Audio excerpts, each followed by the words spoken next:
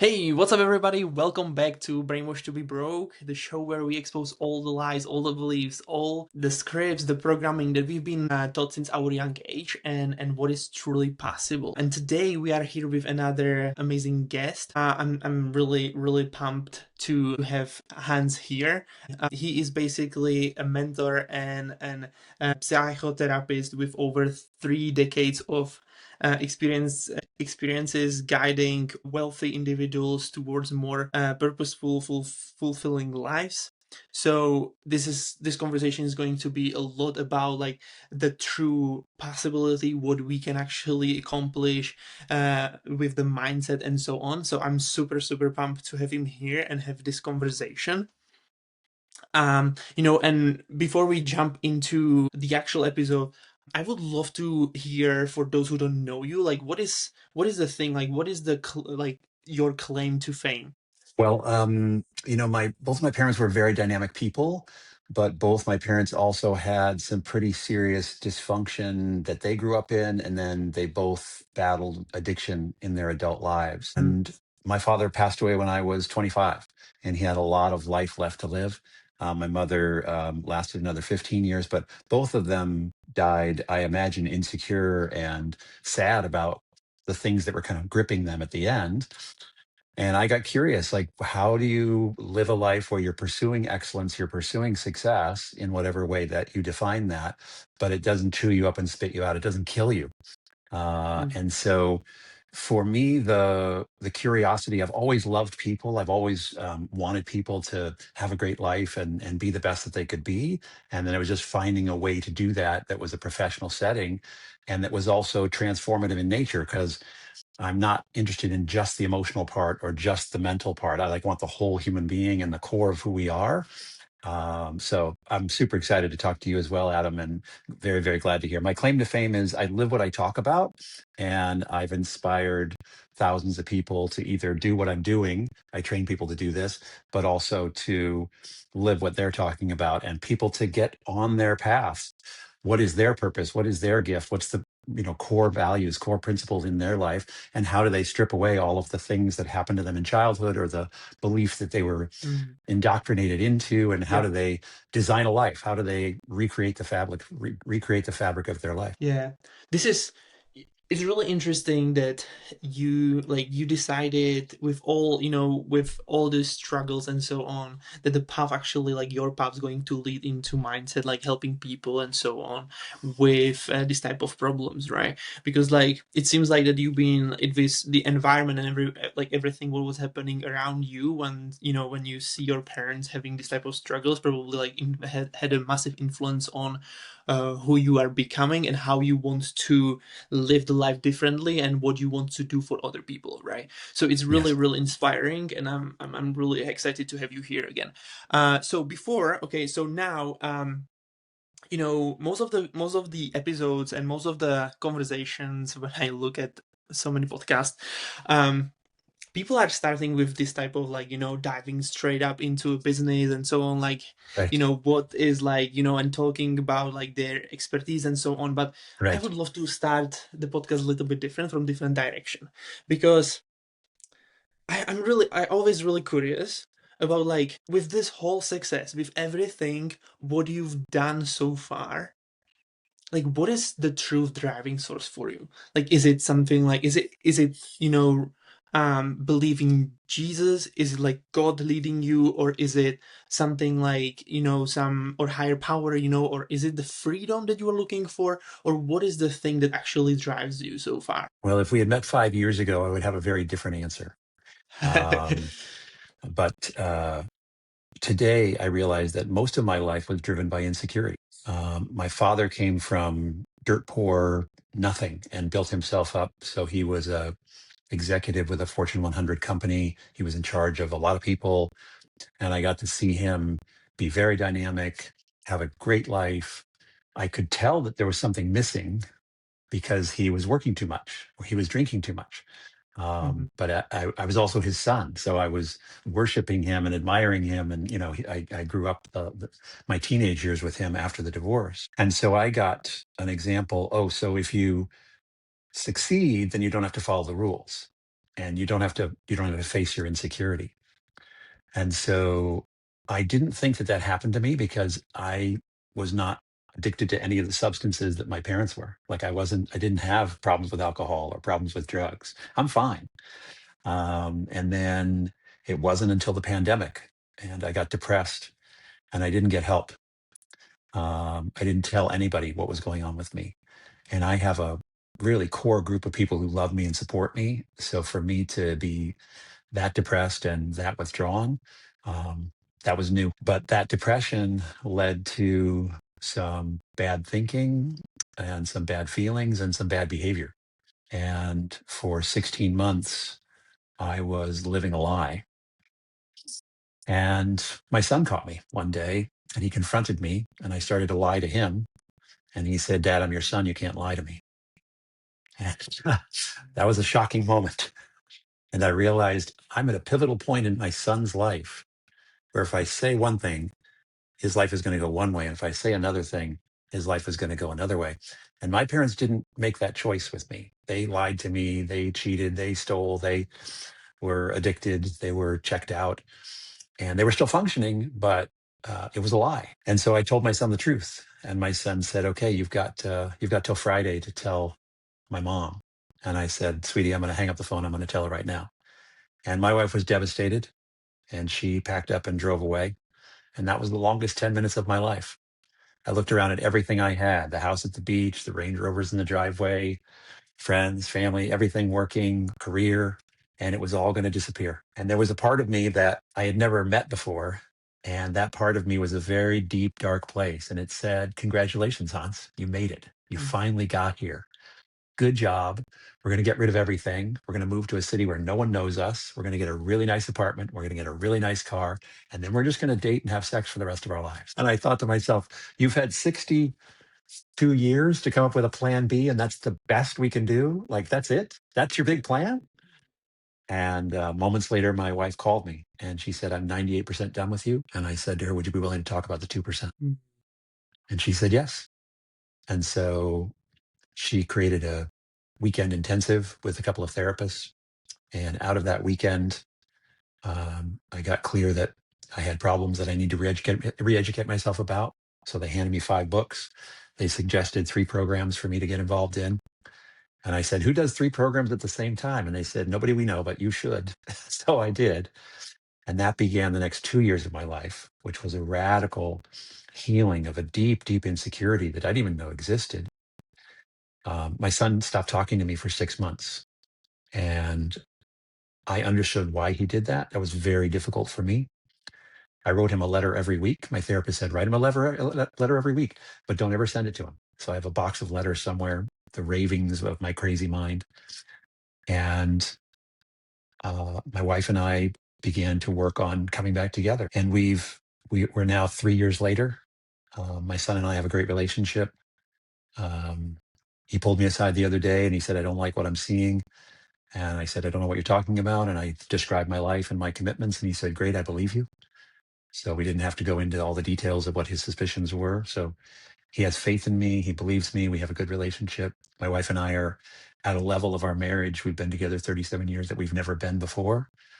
Um, and my wife a year ago said, "I'm actually glad that happened." I said, "Wow, why?" And she said, "We wouldn't be where we are today if that hadn't happened." So she is a soldier. I've My insecurity created insecurity in her over the years, even though from the outside looking in, we had a great life. It was very pretty. It was very shiny. And we were having good experiences. And I look back on pictures and there is joy there. There is love there. But underneath all of that is an insecurity that's driving me forward. I'm running away from my history. I'm chasing something that doesn't exist.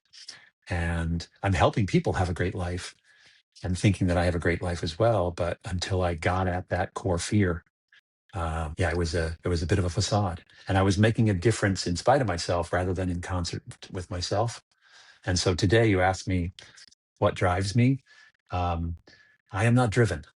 I now have a peaceful, calm life where my experience of life is a natural one, and I get challenges from the future now based on what I've created, the vision that I've created. And if I meet those challenges and overcome those challenges, I take a next step towards the vision that I have. But most of my problems are not from I don't have problems from the past driving me anymore. And I have big messes to clean up from my insecurities. It'll take me 3 years, maybe 5 years to clean up all those messes. I've got relationships that have been abused or lost because of my insecurity that I didn't know then. It was just like, oh well, that didn't work out. But lots of patching up to do. And so today, I know that I have a gift. I do not know who I'm supposed to give my gift to. I get to do what I do and be who I am and guide people to an integrated state that's available for all of us. And all of us were born integrated, but got disintegrated in the course of our life. And then if we choose to, we can reintegrate. But it's very rigorous work. Um, it's a practice. It's a day to day, hour to hour practice. And it is, you talked about God. Boy, a spiritual belief really helps. Faith really helps.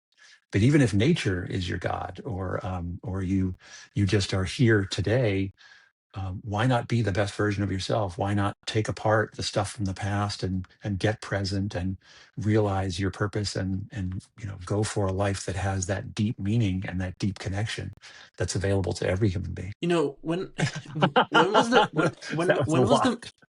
no, no, totally. And thank you for sharing this, because this is so like, I love always hearing like what people went through and what actually like shaped them into the person that they are right now, and today, and having this type of impact on other people.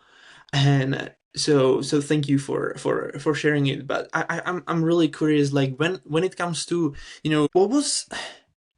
what was the moment for you that you basically, like, circumstances didn't work out, that you started like getting into the phase that like you seen your parents being around, and like what was the cause of the actual, like, the struggle that you had to go for, like, to Mm, that you basically fall into, and then like sure. you had to, yeah. Well, it's funny. I asked my therapist about 5 years ago, did everybody come from a dysfunctional family? And he's like, most people, right? And most people are pretending like, I'm good. No, it's all right. Right? But my mother left when I was 6 months old. My stepmother came on the picture when I was a year and a half old. My father wouldn't let her adopt us because he knew he was going to leave sooner or later. So now we were his kids. So whenever he would get in trouble, we would get in trouble, my sister and I.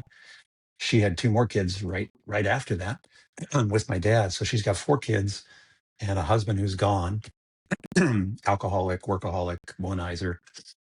And so, it was the 60s and early 70s. And so she was very strict with us. Um, and there it turned into abuse, mental, emotional, and physical abuse. And that was the first 12 years of my life. And then the divorce happened. And now my father is still working those hours. And he says to my sister and I, don't get in any trouble.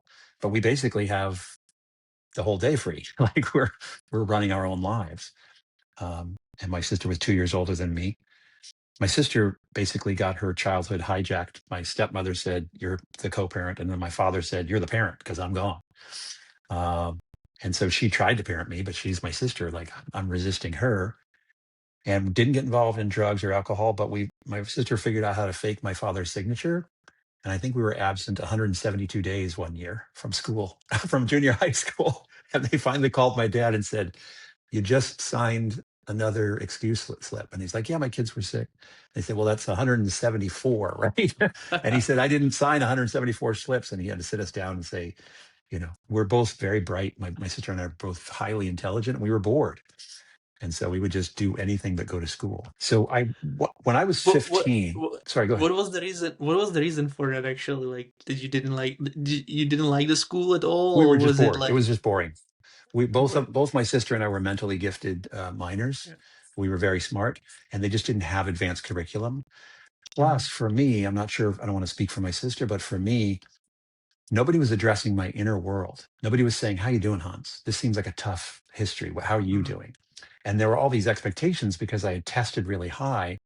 And if one more person said to me, "Hans, you have such potential, such unrealized potential," I was going to scream, because it was like, I don't care about the potential because nobody's caring about me. Everybody's just like, "Oh, you're okay." and just bopping along. So I was Yeah, 15, Adam. I was 15. I woke up one day and I said, I have to do something. Like my parents are fine, but they don't. They're clearly not. They're not seeing the blind spots here. I'm only 15 and I can see the blind spots. So I started reading. I started yeah, educating myself, and I read voraciously. And I would go to seminars and workshops, and I was looking for what is this life like. It can't. This can't be all there is. yeah. So And that was the that beginning. was literally in your like really young age, right? 15 you said Yes. or something. Yes. Okay. Yes. Yeah, because I haven't been like my childhood was like I see my parents basically very few times because they've been all the time at work, and my dad was working on on a field, so like farmers and such. So he's been like literally all day there.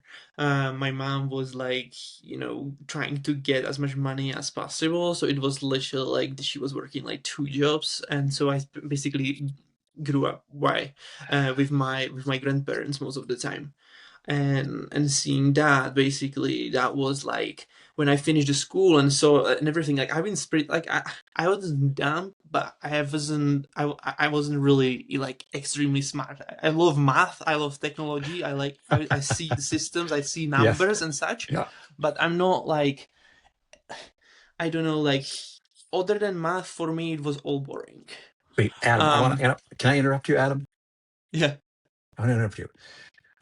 Schools were created to train factory workers. Yeah. That's what schools were invented for. Yeah. And if you didn't want to be a factory worker, it wasn't good. So the fact that you have a skill, like I see patterns, I love math.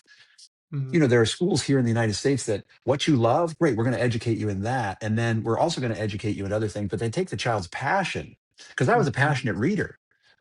When I was in college, I took an art class. They showed us 2,500 slides. And then in the end, they tested on 8 of the slides. That doesn't feel respectful at all. That feels Yeah. stupid. Like, ask me about my favorite slides. Ask me about my favorite art. Let's have that conversation. So I just want to interrupt that you weren't a good No, student no, or that no. you're not It's smart. so It's just like like, this is so true and so powerful because like when it comes to it's so stupid and it's so, like even these days like people like if we are kids are still taught the same way, right? Like nobody yes, cares about their like hobbies or what they really truly like to right. study, right? Yes, Because like they just basically fitting you into this type of script that you have to follow, and it doesn't matter if you are perfect in math but stupid in language or exactly. whatever, Well, like like so they still like they don't care, and this is like it just doesn't make sense, like how people like not every like have you seen somebody who is perfect in every area of their life? Like I haven't seen like anybody like that. You know what I mean? And that's what they're trying to do. Like they're trying to fit you into all of those boxes. Like I don't know. It's pretty crazy to me. And like even like, with AI right now and everything was happening, and nobody really evolving the system and everything, like yes, how people are literally taught and what they do, and like it's just insane. And like yeah, 100%, but we are not anymore in a war. Like of course there are like you know what I mean, like we don't like we are not like I this is pretty like okay, I'm now I'm gonna be like want to see your perspective on that, because like I don't know, I haven't came to the right conclusions, like why they are still keeping the school the same way. What are your thoughts on that? Because like if the school is still like to train people to be like the factory workers, or yes, basically listening basically like yes, um what is those guys, oh my gosh, I completely lost the word, for army, oh my gosh, soldiers. yes. um yeah, so basically why the system, why do you think the system is still the same? Is it because we are like trying to like still preparing for war and still keeping people to be like this way to actually like be like in, so like dependent on the country, so, Mm, so they can like anytime they're gonna tell you that the war is coming, and now we can literally go and like they can like use us to be like and manipulate us. Or what is your thoughts on that? Because this is like really like interesting topic. I haven't really talked about it, but like, are you even open to talk about this type of thing? sure, sure, sure, sure. First of all, the factories of today are the corporations. So the people aren't being Uh-huh. trained to work in a factory; they're being trained to work in a corporation. Right. And for the early part of my career, I was working with founders and executives, trying to get them to see that caring about themselves, caring about their people was a critical part of their success. Because I used to live in Northern California near the Silicon Valley, and the people who were the founders knew I'm going to burn my whole team out pursuing this. And I don't know if they thought about it, but they're ruining marriages and health and relationships with Yeah. children. They're going to burn that first team out, probably burn my second team out, and then the third team is what's going to have us succeed or not. And there's a 1% chance of success when you start a new business. 1%. So Yeah. this is just such bad behavior. It seems like we have systems in every country that work to a certain extent, and that if you can get to a place of power, you want to maintain the system. This is just normal. As I Yeah. was preparing for this call, I was thinking to myself, if you and I lived in a forest and your part of the forest had fruit trees and my part of the forest had animals, Yeah. I would give you some animals for some fruit. You'd give me some fruit for some animals. But if I started to think, well, my animals are better than your fruit, if I start to feed my ego with what I got, now I'm going to try to devalue your fruit. And it's just human behavior. It's just fear based Yep. human behavior. Yep. And Adam, in our country, we're seeing the fabric of our society is tearing apart. Um, there are people who have stopped pretending like there's a conversation that needs to happen, and they're just taking what they want. They're Uh-huh. just doing what they want. And some people who are also in that mindset, like the strong should survive and take over, they're like, great, let's do more of that. Right? That's their system. And other people who are like, no, we should care for everybody. They're horrified that the fabric is getting torn apart. And I don't know how it turns out. But for me, the wars are just making sure that nobody comes and takes my apples or takes my animals. Ooh. Yeah. Okay. That makes It's all based on really fear. that It's all makes based on fear. sense Yeah. really a lot. Who? Yeah, that would make completely sense. And now, like, do you, wh- do you think that that's the whole reason of like literally why we are still like trained since our young age this way to like to be this type of sheeps in like literally in in a crowd, so like everybody's gonna like this is the way that we're gonna go and like literally follow this way? Or what do you think is behind it? So all of the reading that I've done over the years, and it's been hundreds, if not thousands of books, it all boils down to love or fear, all of it. Okay. And love is love for myself, for my body, my heart, my mind, love for my neighbor, love for my community, love for the planet. Um, and it's a hard thing to do, uh, because I'll go to the grocery store and buy something, not aware of the company has a fear-based model and they're Yeah. underpaying people and people are getting sick to make me that product, right? Mm-hmm. So it's a challenge to come from a place of presence and purpose and love and compassion and empathy and care and support and on and on and on. It's a positive place. It's challenging to come from there because there's so much that is based on fear. And I just read somebody's LinkedIn profile, and her goal is that the planet shifts from fear to love by 2035.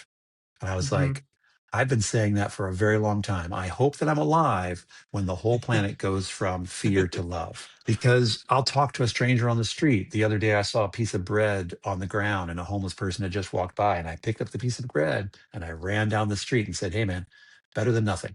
And I gave him this bread. Why should we waste the resource, right? It was on the street. It was going to be garbage. Somebody was going to throw it away. That man got a little bit of food in his stomach. I can't solve all of his problems, but in that moment, I can give him that piece of bread. Or I was walking in New York City one day with a New Yorker, and I picked up a piece of trash, and he laughed at me. He said, there's a lot of trash in New York City, Hans. And I said, there's a lot of people in New York City too. And if everybody picked up one piece of trash, that's a lot less trash. So there is a mindset and a heart set and who we truly are and where we're currently coming from. But so many of us have fear in our blind spot and don't realize that the perfection that you were talking about, a lot of those people, I end up working with them because they're perfect. Everything's perfect, but they're not satisfied. They're not connected. They don't have faith. Yeah. They're sad or they're angry or both. And they can't understand. I played the game. I won the game. I'm perfect, which by the way leads to ego. If I'm perfect and you're Yeah. flawed, I think I'm better than you. Oh yeah. And so all of these disconnected ways of being in life, and I won, and how come I don't feel like a winner? It's so true when it comes to like, people are really driven most of the time by fear. If it's fear of loss, fear of failure, fear of like not being enough, right? It's like for me it was literally fear of not being enough.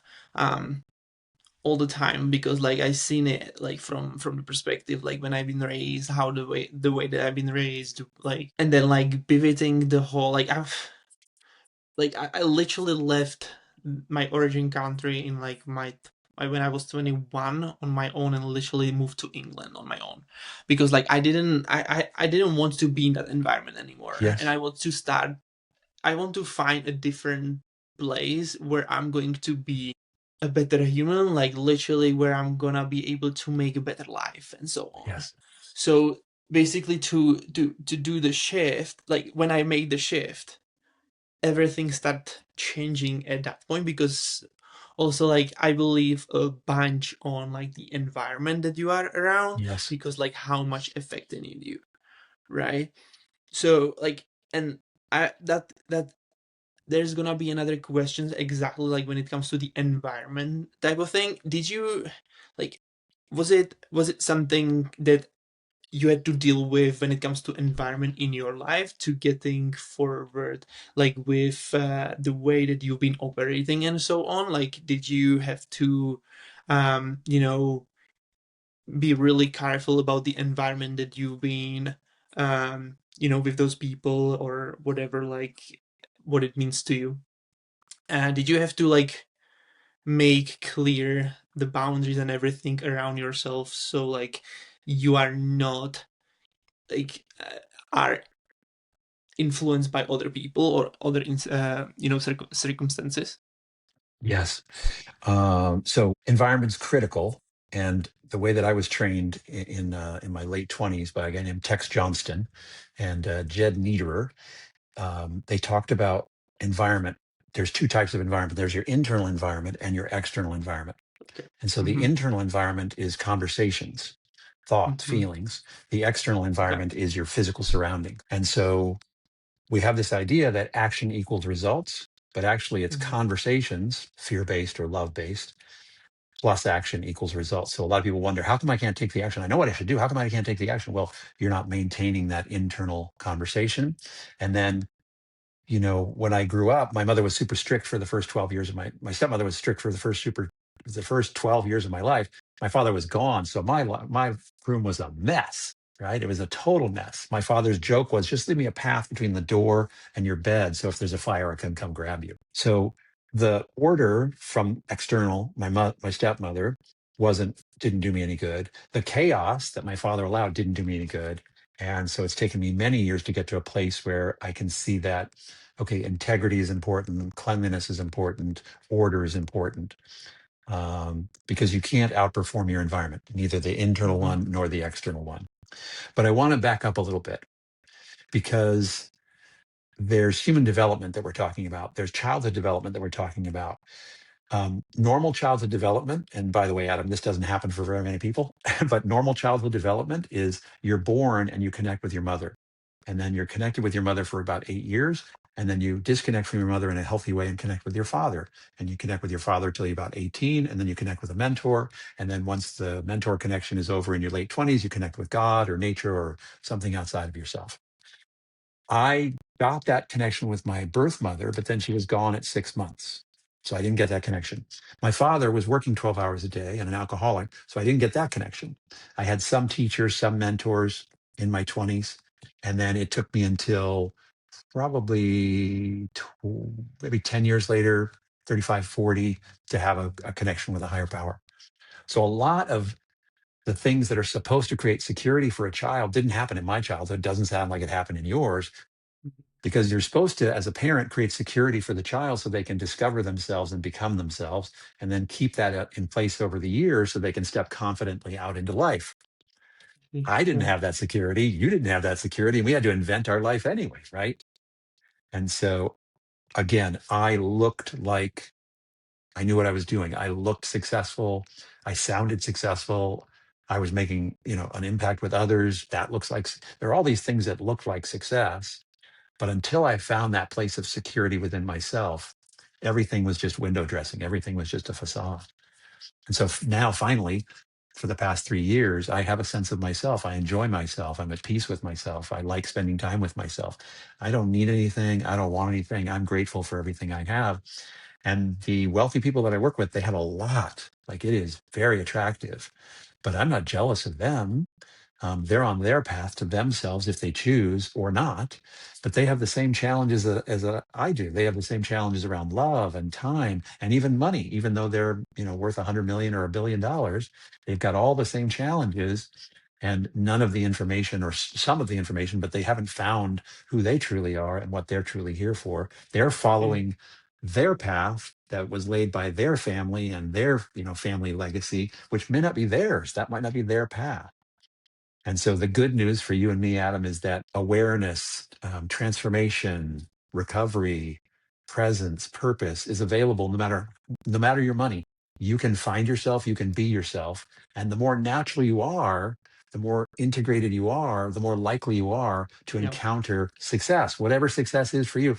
Because success might be working in a country where the standard of living is not very high, and you figure out a business and you do that business and it's $3,000 a month, but you're fine, right? There was a happiness quotient study on the planet. I think it was about 10 years ago. And some of the happiest people are in some of the poorest countries because their Mm. values are core. Their principles are core. Their community is core. Their family is core. They have all the things they need to be happy. They don't need success, money, fame, any of that to quote unquote be happy. Yeah, this is really interesting. Like when it comes to happiness and so on, like you cannot find happiness in actual like things and like actually like in this type of resources, right? The happiness coming from you, right? Like from inside of you, Well, right? there's an interest. Can I interrupt you? Yeah, sure. Go ahead. Go ahead. Yeah, I would Because love to because hear that. Yeah. the dictionary defines happiness as lucky, fortunate, favored by circumstance. Okay. So happiness is external. And so if I have $1 billion, I am happy, but it's only happy because it's external. It's not an inner, what I call joy. So Okay. happiness is here, joy is here. So if Uh-huh. happiness happens, Adam, enjoy it. If you get Mm-hmm. happy. But what we are craving is, I want joy from the inside out. I had a client staying with me for a couple of days, and he brought fruit into the house. And I had a nectarine the other day. It Mm-hmm. was glorious. I got chills now just talking about it. It was wonderful. It was a joyful experience. Did it make me happy? Yes, but it was joyful. It was from the inside out. And so I think that too many people are looking for happiness outside of themselves and afraid to Mm-hmm. turn and address, what part of myself keeps me from experiencing the joy of just being me, just being in this moment, reading a book or watching a sunset, or just being alive and grateful. So that's the distinction I make. And people, and I don't know about there, but here, people want to be happy and they want to be free. Yeah. And both Yeah. of those things are a trap. Happiness comes from the outside, freedom comes from the outside. Can you be Mhm. joyful? Can you be liberated? Liberation is something I do for myself, Yeah. right? Yeah, this is really interesting because, like, when it comes to all of those things, like happiness, joy, like most of the people are thinking that basically money, for example, is gonna bring them joy, right, or happiness in their life. But like what I found along the way, that I don't really care that much about money. Like literally, I don't. I rather to do what I love to do and Yes. help as many people as possible Yep. because like the joy is more attached to actually changing people's lives, like helping them to achieve what they want. I don't know why, but it's just so.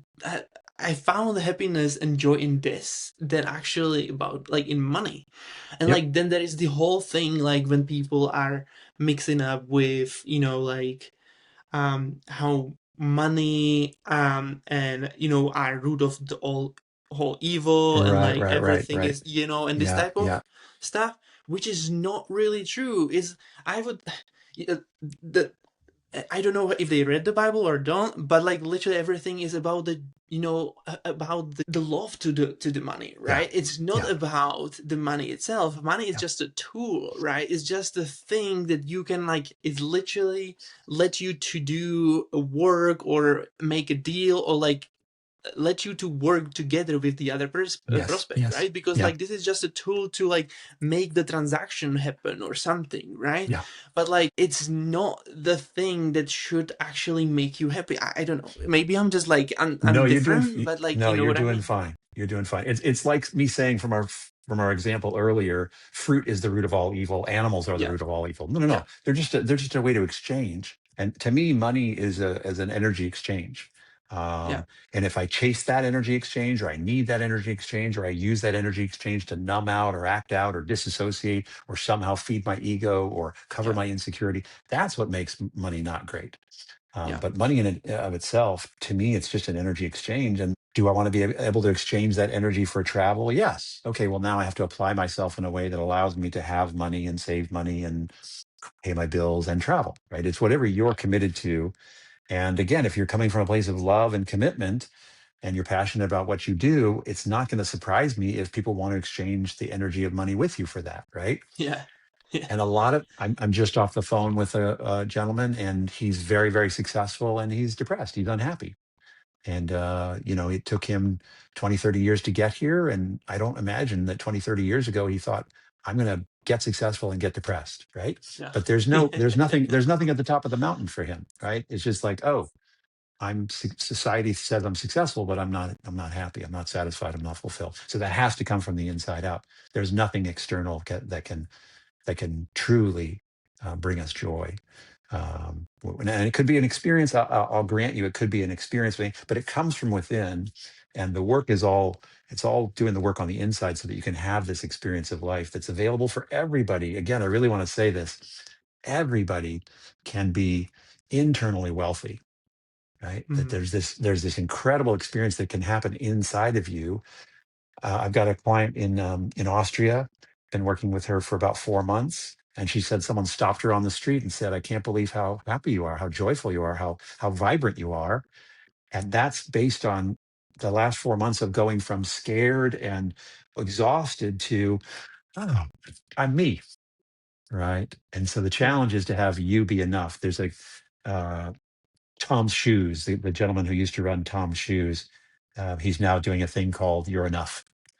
And it's a what a remarkable thing to he's got this bracelet just to remind you every day, I'm enough. There's no striving, there's no getting, there's nothing outside of me that I need to go get. I'm enough. yeah, I love it.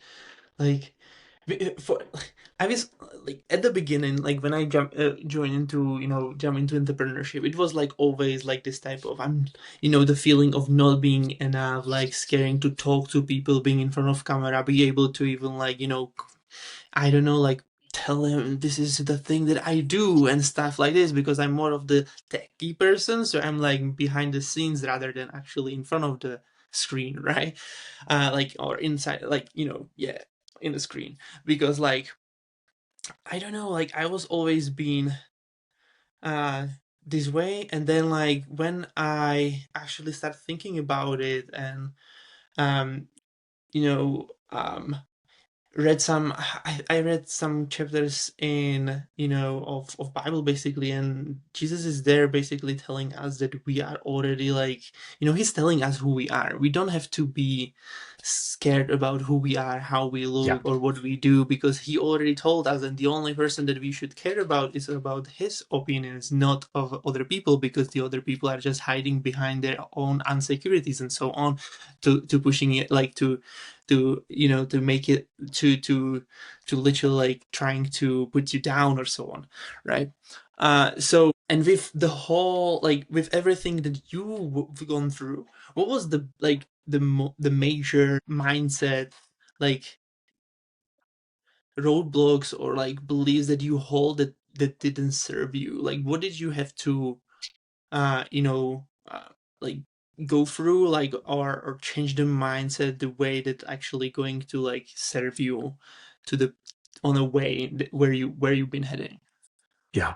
Uh, Even though I thought I had escaped my family's addictions, I found out that you can be addicted to behaviors.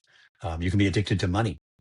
And so over the years, my compulsive behaviors, I had to turn and face those. So they were Right. money. There's a program called Debtors Anonymous that addresses that. Mm-hmm. There was growing up in a dysfunctional family. There's a program at adultchildren.org that addresses that. Yeah. And then lastly was the sex and love addiction. And there's a program called Sex and Love Addiction Anonymous that addresses that. And I had to do all three of those programs together Mm-hmm. to finally move everything out of my way so that I can just be here. I have three different projects that I'm working on, present and in action on all three of them, discovering who's supposed to work with me on it, what resources are supposed to come into play, how much faith is required, what is the challenge I need to overcome. But every day I wake up into the opportunity of life rather than the problem of life. And every day I wake up into the adventure of, I wonder what I'm going to discover today, because my Yeah. two projects are, I'm very smart and I can't figure out these two projects. I got one figured out, I can't figure out two. And that's really exciting for me when I don't know how to figure something out. And so this is the most faithful I've ever been in my life, the most emotionally sober I've ever been in my life. And I've given up creating fear and danger and excitement to motivate me for the first time in my life.